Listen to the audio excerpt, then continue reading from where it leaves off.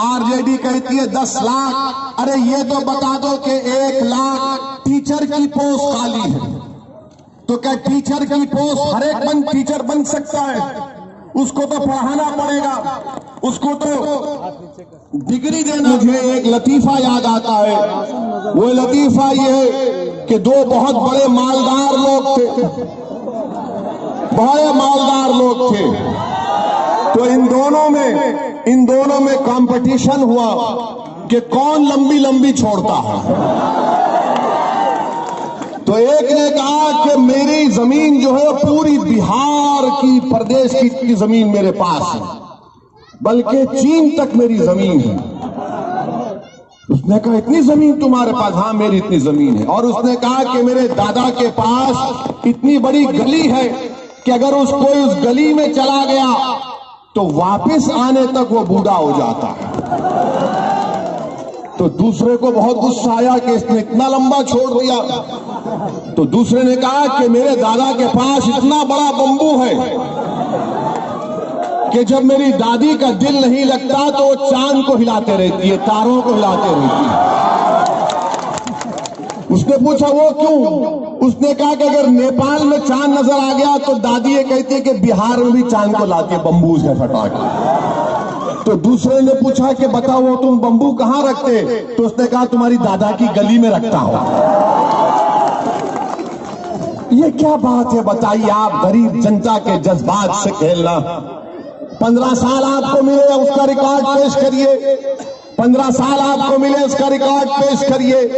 इन बिहार के जिन जवानों ने चीन की फौज से मुकाबला करते हुए अपनी जानों को कुर्बान किया, वही कुर्बान होने वाली फौजों की मां आपसे पूछ रही है कि मेरे बेटे ने तो भारत की जमीन की हिफाजत करते हुए अपनी जान को कुर्बान कर दिया। जिन चीनी फौजों ने मेरे बेटे को मारा, बताओ तुमने कितने चीनी फौजों को उनकी जानें ली? देश के प्रधानमंत्री को बताना पड़ेगा कि अगर हमारे 20 सिपाही मारे गए तो क्या चीन के 20 मारे गए? क्या चीन के 30 मारे गए? क्या चीन के 40 सिपाही मारे गए?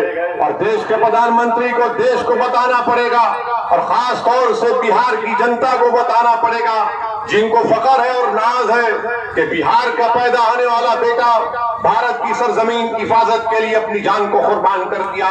मगर देश के प्रधानमंत्री को ये बताना पड़ेगा कि क्या जिस जगह पर कर्नल संतोष बाबू के साथ हमारे 20 जवानों ने अपनी जान को कुर्बान किया, क्या उसी जगह पर आज चीन का आउटपोस्ट नहीं है?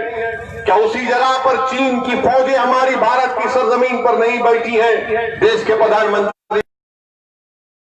प्रधानमंत्री जुमलों से भाग नहीं सकते। ये सवाल हम उनसे कर रहे हैं। मेरा दूसरा सवाल, मेरा एक और सवाल नीतीश कुमार से कि उन्होंने लॉकडाउन में जो बिहार के बच्चे राजस्थान कोटा में तालीम हासिल कर रहे थे उनको आने की इजाजत नहीं दी, मगर नीतीश कुमार को बीजेपी से इतना डर है कि बीजेपी का एक एमएलए अपनी औलाद के लिए, अपने बेटे के लिए नीतीश कुमार उसको परमिशन देते हैं कि जाओ तुम्हारी औलाद है, तुम जाकर कोटा से अपने बच्चे को ला लो। नीतीश कुमार क्या बीजेपी का बेटा, एमएलए का बेटा बिहार का बेटा है? और जो गरीब के बेटे बिहार से बाहर जो मजदूरी कर रहे थे, जो पढ़ रहे थे, उनको आपने आने की इजाजत क्यों नहीं दी? क्या ये आपकी बिहार की जनता से बात करते हैं? मेरा तीसरा सवाल नीतीश कुमार और मोदी से ये लॉकडाउन जो नरेंद्र मोदी ने किया, ये गैर संविधान के खिलाफ था। मैंने उस वक्त भी कहा, आज भी कह रहा हूं, देश के प्रधानमंत्री ने लॉकडाउन के लिए क्या किया? लॉकडाउन से पहले कहा कि कोरोना को खत्म करना है तो थाली बजाओ। बेचारा गरीब ये समझा कि शायद थाली बजाने से कोरोना भाग जाएगा। फिर देश के प्रधानमंत्री ने कहा कि ताली बजाओ, लाइट बंद करो, दिए जलाओ। मगर देश के प्रधानमंत्री ये बताओ कि इतना सब करने के बावजूद भी भारत में 1,17,000 भारतीयों की मौत क्यों हुई? इसका जिम्मेदार कौन है बताओ? 75 लाख से ज्यादा भारत में कोरोना को उनको वायरस हो चुका है। लॉकडाउन करने से पहले देश के प्रधानमंत्री अगर थोड़ा दिमाग से सोच लेते और माहिरीन से, एक्सपर्ट से पूछते तो कहते कि प्रधानमंत्री 5 दिन के बाद लॉकडाउन करिए।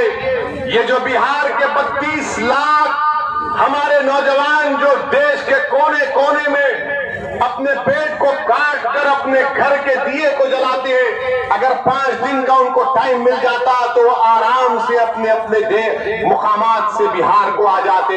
मगर प्रधानमंत्री की तारीफ क्या करे कि 4 घंटे में लॉकडाउन और लॉकडाउन उठाने के लिए पड़ा। 15 लाख कहां के नरेंद्र मोदी? 15 लाख आज तक नहीं आए। 2014 में नरेंद्र मोदी ने कहा था कि हर साल पूरे देश में 150 नौकरियां दूंगा, मगर मोदी प्रधानमंत्री बन गए और उसके बाद न 15 लाख है, न 150